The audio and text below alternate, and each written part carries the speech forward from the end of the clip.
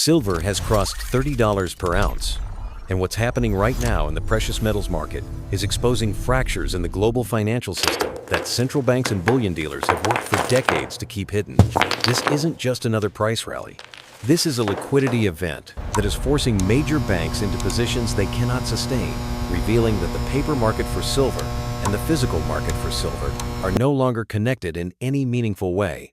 The breach of this threshold has triggered automatic margin calls, algorithmic repositioning, and a scramble for physical metal that simply does not exist in the quantities needed to cover outstanding obligations. On trading floors right now, bullion banks are facing a crisis. They are short silver in massive quantities, positions built up over years under the assumption that they could always source physical metal when needed or simply settle in cash. That assumption is being tested. Retail dealers are reporting premiums of $6 to $8 over spot price. Some mints have suspended sales entirely. Refineries are quoting delivery times of 12 to 16 weeks. Meanwhile, the spot price quoted on exchanges lags behind the actual transaction prices by a margin that should not exist in a functioning market. What we are witnessing is the separation of paper silver from physical silver, and that separation is accelerating. What's happening behind this decision by the market to push silver through $30 is not speculation, it's recognition. Recognition that the supply of silver available for delivery is a fraction of the claims against it. Recognition that industrial demand is structural and non-negotiable.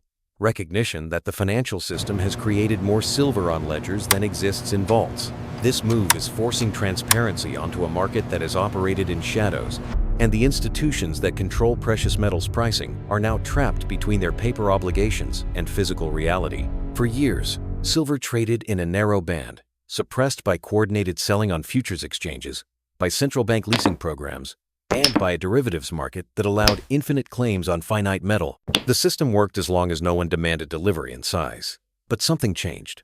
Industrial users began locking in supply. Sovereign nations began accumulating.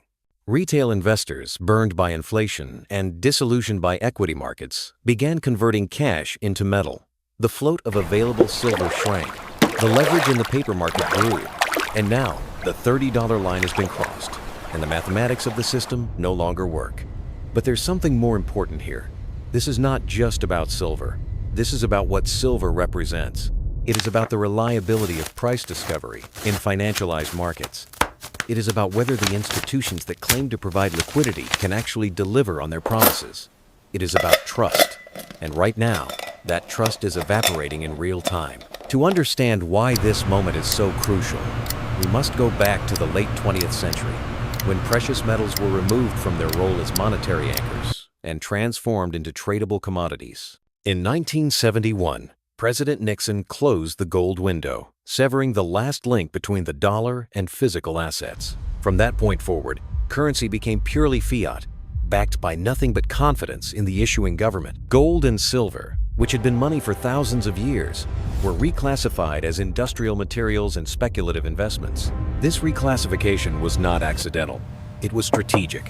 By removing gold and silver from the monetary system, central banks gained the ability to expand money supply without constraint. But there was a problem. If gold and silver prices rose dramatically, it would signal to the public that fiat currencies were losing value.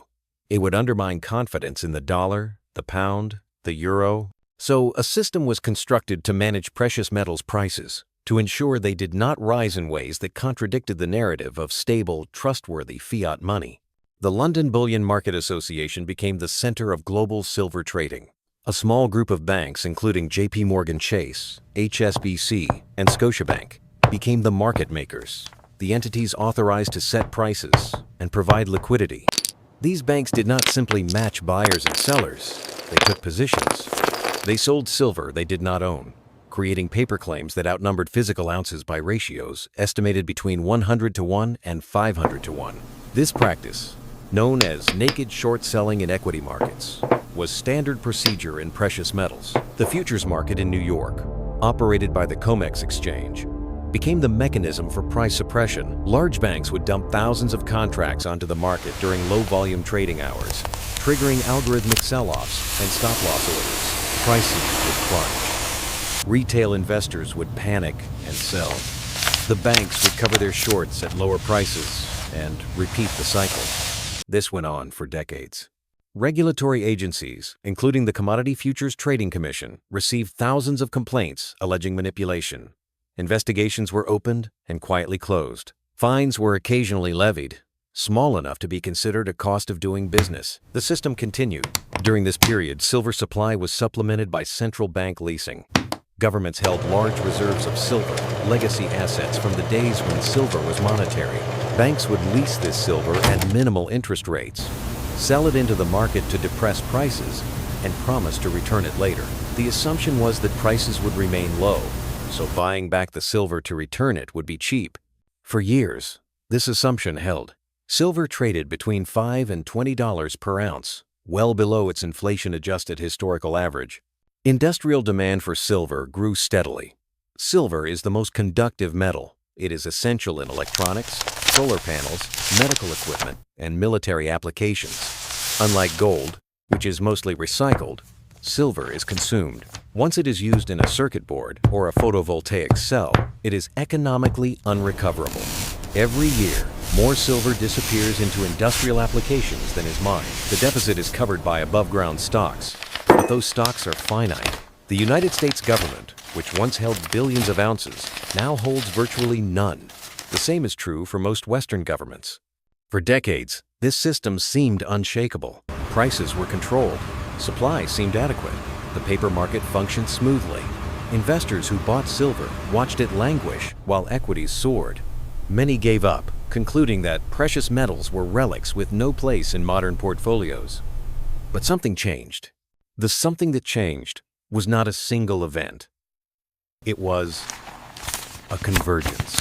It was the 2008 financial crisis, which revealed that banks could create infinite claims on assets that did not exist, and that governments would intervene to prevent the collapse of those claims. It was a decade of zero interest rates, which destroyed the returns on safe assets and forced investors into riskier positions. It was the rise of China as an industrial power, consuming silver at rates that dwarfed Western demand. It was the explosion of solar energy deployment, which requires significant silver per panel. It was the monetization of debt during the pandemic, which injected trillions of dollars into the economy and ignited inflation that central banks insisted was transitory, but that never went away. And it was the growing awareness, spreading through online communities and independent analysts, that the silver market was a fraud, that the price was fake, that the metal was not available in the quantities claimed, that the system was a Ponzi scheme where early participants could exit, but late participants would be left holding worthless paper. This awareness did not remain theoretical. It translated into action. In 2021, a decentralized movement of retail investors attempted to squeeze silver, buying physical, metal, and futures contracts in an effort to force delivery and break the banks. The price spiked briefly, then was hammered back down by coordinated selling. But the physical metal that investors bought did not return to the market. It went into private hands, into safes and vaults, removed from the float permanently. The squeeze failed to break the system, but it tightened the noose. Since then, the accumulation has continued. Sovereign wealth funds in Asia and the Middle East have been buyers. Central banks in countries seeking to diversify away from dollar reserves have added silver alongside gold. Retail demand has remained elevated, driven by inflation fears and distrust of financial institutions. Meanwhile, mine supply has stagnated. The easy silver has been extracted. New projects face environmental opposition, permitting delays and rising costs. Recycling cannot fill the gap. The deficit between supply and demand has grown every year. What we're witnessing now is the endgame of that deficit. The $30 breach is not just a psychological level. It is a mathematical trigger. Algorithmic trading systems, which dominate commodity markets, have rules embedded in their code. When silver crosses 30, certain positions are automatically liquidated.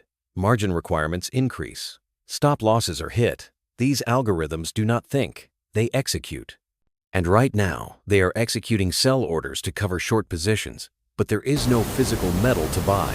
So they are bidding up the paper price, which is triggering more algorithms, which is creating a feedback loop. Bullion banks are trapped. They are contractually obligated to deliver silver to counterparties who are now demanding it. These are not retail investors who can be paid off in cash. These are industrial users, sovereign entities, and institutional funds with contracts that specify physical delivery. The banks cannot print silver. They cannot conjure it from nothing. They must source it from the market. But the market is being drained by the very price spike their short positions helped create. Reports from inside the industry describe chaos. Refineries are operating at full capacity but cannot keep up with orders. Mints have waiting lists stretching months into the future. Dealers are raising premiums daily, not because they are price gouging, but because their own restocking costs are surging and availability is collapsing. Some dealers have stopped quoting prices entirely, moving to a call for, quote, model because the market is too volatile to post fixed prices. The premium overspot is the key indicator. In a normal market, premiums are $1 to $2 per ounce, reflecting the cost of fabrication and distribution. Right now, premiums are $6 to $8, and in some cases higher. This means that the spot price, the number quoted on financial networks and trading platforms, is a fiction. It does not reflect the price at which physical silver actually changes hands. It reflects the price of a derivative, a paper contract that may or may not be backed by metal. This two-tier market is not new, but it has never been this obvious. In the past, the gap would emerge briefly during crises and then close as supply normalized. This time, the gap is widening. It is persistent, it is structural, and it is forcing participants to choose which market they trust. The paper market, where prices are set by banks and algorithms, or the physical market, where prices are set by supply and demand for actual metal. What traditional media is not reporting is the coordination behind this move. This is not a speculative bubble driven by retail mania. This is a strategic accumulation by entities that understand the fundamentals and have the capital to act on them. There are indications that large Asian buyers have been accumulating silver quietly for years, using intermediaries and offshore accounts to avoid tipping their hand. There are reports that certain Middle Eastern sovereign funds have taken delivery of physical silver in quantities that would move the market if publicly disclosed. China's role is particularly significant. China is the world's largest producer of silver, and it has restricted exports. Chinese refineries are prioritizing domestic customers. This has tightened global supply at exactly the moment when demand is surging. Whether this is deliberate policy or a response to internal demand is unclear, but the effect is the same. Less Chinese silver is reaching Western markets, and the banks that relied on that supply to cover their shorts are scrambling. Russia has also been a factor. After sanctions cut Russia off from dollar-based financial systems, Russian commodity producers have sought alternative markets and settlement mechanisms. Russian silver, which previously flowed to London and New York, is now being redirected to Asia and settled in currencies other than the dollar. This is a small but significant reduction in the supply available to Western institutions. There is also the dimension of de-dollarization. As countries move away from dollar-denominated trade and reserves, they are seeking assets that hold value independent of any single currency. Gold is the obvious choice, but silver is attractive because it is cheaper per ounce, more available than gold, and has industrial utility that provides a floor under its value. Accumulating silver is a way to hedge against both currency risk and supply chain risk. Behind the scenes, there have been negotiations. Banks have approached large holders, offering premiums to buy back metal. Some have agreed. Others have refused, recognizing that the banks are desperate and that holding metal is the stronger position. There are rumors of swap arrangements, where central banks have quietly provided metal to commercial banks to prevent a default on delivery obligations. These arrangements, if they exist, are not disclosed. They happen in the shadows because acknowledging them would confirm that the market is broken. We will see increased government intervention in commodity markets. Strategic reserves will be rebuilt. Export controls will be implemented. Resource nationalism will rise. Countries that produce silver will prioritize domestic supply and use exports as a geopolitical tool.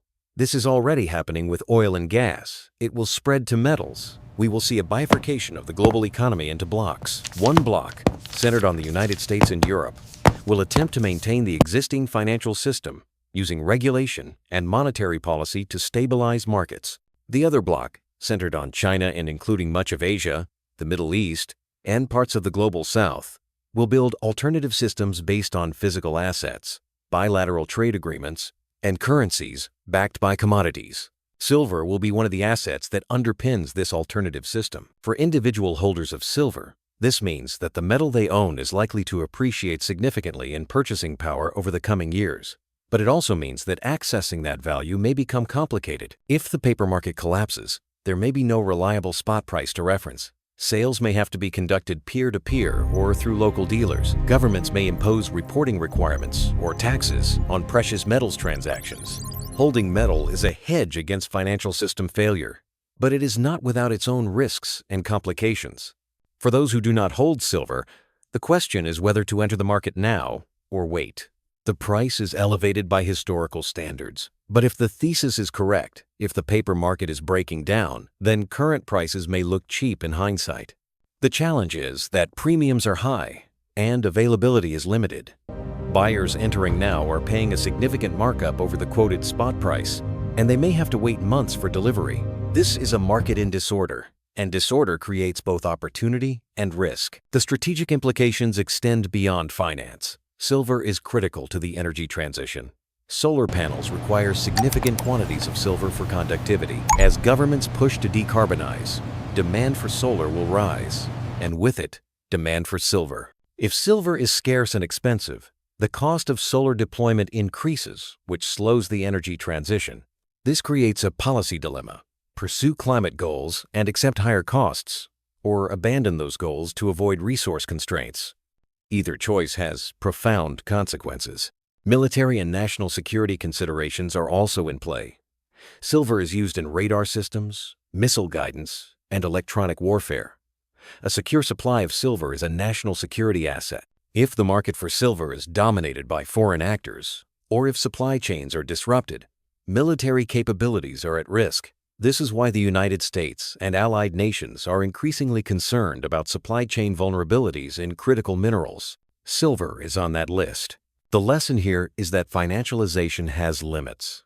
You cannot create infinite claims on finite resources and expect the system to hold indefinitely. For decades, the financial industry operated as if this was possible. They created derivatives on derivatives, leverage on leverage, complexity on complexity. They insisted that markets were efficient, that prices reflected all available information, that liquidity was always available.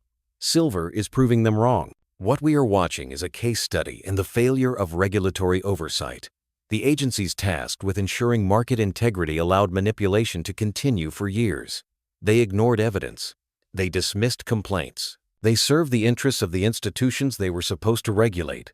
Now those institutions are facing a reckoning, and the regulators are nowhere to be seen. There is a broader narrative here about centralization and decentralization.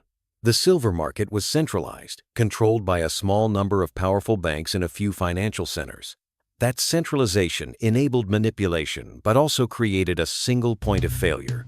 As the system breaks down, participants are decentralizing, taking control of their own assets, building peer-to-peer networks, and exiting the centralized system. This is a microcosm of a larger trend in finance, technology, and governance. The psychological dimension is important. Trust is a social construct. It is built over time through consistent, transparent behavior. It is destroyed quickly through betrayal. The bullion banks betrayed the trust of the market by manipulating prices, by failing to maintain adequate reserves, by prioritizing their own profits over market integrity. That trust will not be easily restored. Even if they cover their positions, even if they avoid default, the damage is done. Participants will remember. They will act accordingly. Silver has demonstrated that markets can break when the underlying asset is exhausted, and claims cannot be honored. What we're witnessing is not a temporary disruption or a speculative frenzy, but a fundamental mismatch between what the financial system promised and what it can deliver. The $30 breach is the moment when the divergence between paper and physical became undeniable. It is the moment when the mechanisms of price suppression failed. It is the moment when leverage shifted from those who create financial claims to those who hold real assets. As we have seen through the analytical framework of political realism applied to markets, when institutions lose their monopoly on information and their control over scarce resources, their power collapses. The bullion bank's power rested on their ability to set prices and provide liquidity. That ability is gone. The physical market is asserting its own price, and that price is well above what the paper market claims. This is a reordering, and reorderings are chaotic, painful, and irreversible. This move marks a turning point in the precious metals market and in the broader financial system.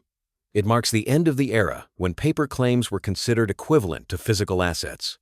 It marks the beginning of a period where trust in institutions is replaced by verification, where possession is the only form of ownership that matters, where the tangible reasserts its value over the abstract. The unipolar world of financial control, centered in New York and London, is fracturing, and silver is one of the fault lines.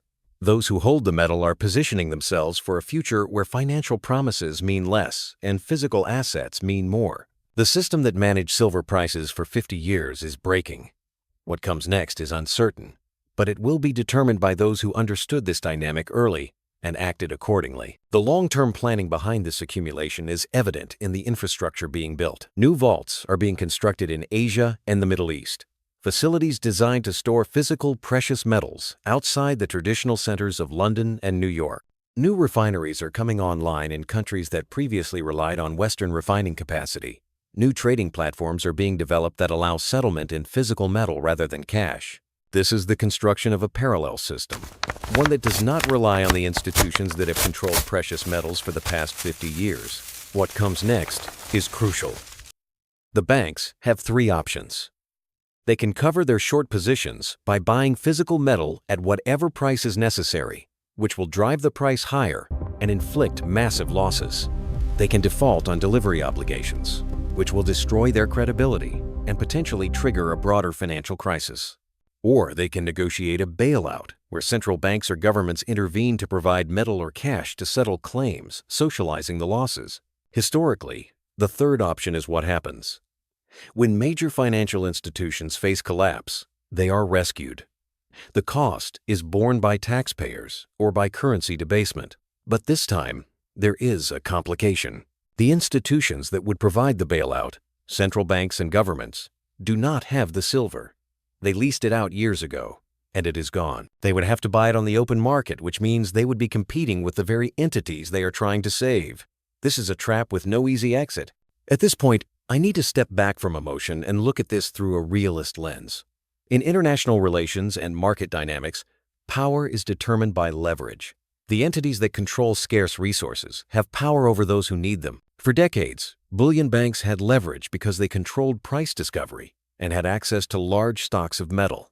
That leverage is evaporating. The holders of physical metal now have the leverage, and they know it. Markets operate on the basis of supply and demand, but they also operate on the basis of information and trust. When participants believe that a market is rigged, that prices do not reflect reality, that institutions cannot deliver on their promises, trust collapses. Once trust collapses, the market fragments. Participants exit or demand physical settlement. The paper market, which depends on the belief that paper claims are as good as physical assets, loses legitimacy. This is a classic principal-agent problem. The agents, the banks, and exchanges were supposed to serve the principals, the buyers and sellers of silver. But the agents had their own interests, which diverged from those of the principals. They used their position to extract rents, to manipulate prices, to serve their own trading books at the expense of market integrity. For a long time, this was sustainable because the principals had no alternative. But alternatives are emerging. Decentralized platforms, peer-to-peer transactions, direct ownership. The agents are losing their monopoly. From a strategic perspective, the rational response for any entity that understands this dynamic is to acquire physical assets and exit the paper system. This is exactly what we are seeing. Rational actors are converting claims into metal. They are taking delivery. They are storing it in jurisdictions they control. They are not trusting the institutions that fail to maintain a functional market. The banks, for their part, are also acting rationally within their constraints. They are trying to manage their positions, to avoid catastrophic losses, to buy time, but they are constrained by the reality that they cannot create silver. They are constrained by contractual obligations. They are constrained by the fact that their counterparties are no longer willing to accept cash settlement. Their rational strategy is to hope for a price collapse, to hope that holders panic and sell, to hope that industrial demand softens. But none of those things are happening. The Federal Reserve and other central banks are watching this closely. A disorderly collapse in the silver market could spread. It could trigger margin calls in other commodity markets. It could expose the fragility of the entire derivative system. which is built on the assumption that underlying assets are always available for delivery. If silver breaks, it raises questions about gold, copper, oil, and every other commodity, where paper claims vastly exceed physical supply. This is why the $30 breach matters. It is not the number itself. It is what the number represents. It represents the point where the system's internal contradictions can no longer be papered over. It represents the point where physical reality asserts itself over financial abstraction. It represents the point where leverage shifts from institutions to individuals, from west to east, from paper to metal. This isn't just about silver. This is about the structure of global markets and the credibility of the institutions that manage them. For the past 15 years, since the financial crisis, central banks have intervened repeatedly to prevent markets from clearing. They have bought assets, suppressed interest rates, provided liquidity, and backstopped losses. The message has been clear: markets will not be allowed to fail. But markets are not abstractions. They are mechanisms for allocating scarce resources. When authorities prevent price signals from functioning, resources are misallocated, imbalances build, and eventually reality reasserts itself. The consequences will affect every participant in the global economy. For consumers, higher silver prices will translate into higher costs for electronics, solar panels, and medical devices.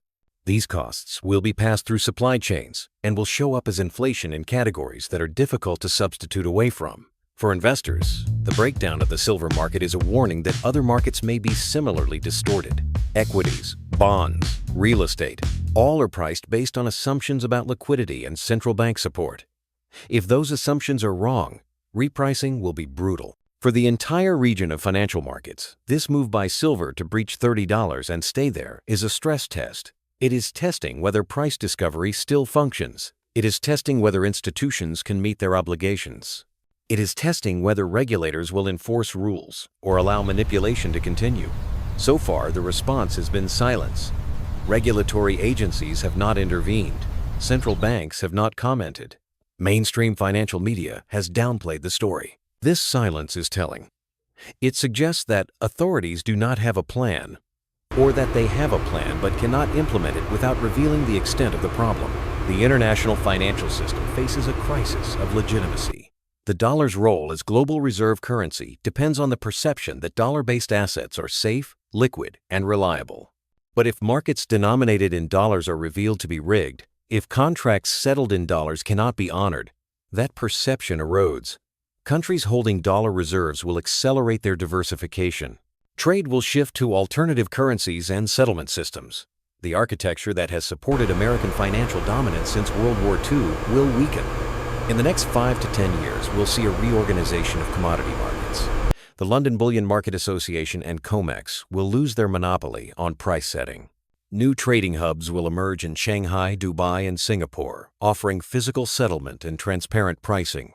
The derivatives market will shrink as counterparties demand real assets rather than paper promises. This will reduce leverage, reduce speculation, and increase volatility. It will also increase the power of producers and holders relative to financial intermediaries.